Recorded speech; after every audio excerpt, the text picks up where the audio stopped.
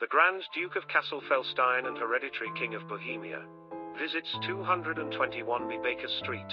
The king explains that, 5 years earlier, he engaged in a secret relationship with American opera singer Irene Adler. He is set to marry a young Scandinavian princess, but worries that her family will call the marriage off should they learn of this impropriety. The king seeks to regain a photograph of Adler and himself together, which he gave to her as a token and which she now threatens to send to his fiancée's family. The next morning, a disguised Holmes follows Adler and her soon-to-be husband Norton to a nearby church, where he is unexpectedly asked to be a witness to their wedding. Shortly afterwards, Holmes and Watson not only convince Adler to let Holmes into her home under a disguise, but fake a fire within her home, leading her to reveal where the photo was hidden.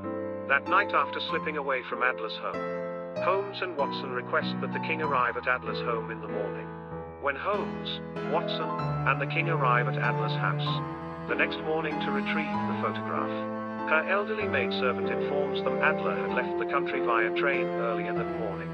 Holmes goes to the photograph's hiding spot, finding a photo of Irene Adler in an evening dress and a letter addressed to him. In the letter, Adler tells Holmes she has left England with Norton and promises she will not compromise the king. Watson concludes the story by noting that Holmes always referred to Adler by the honorable title of the woman.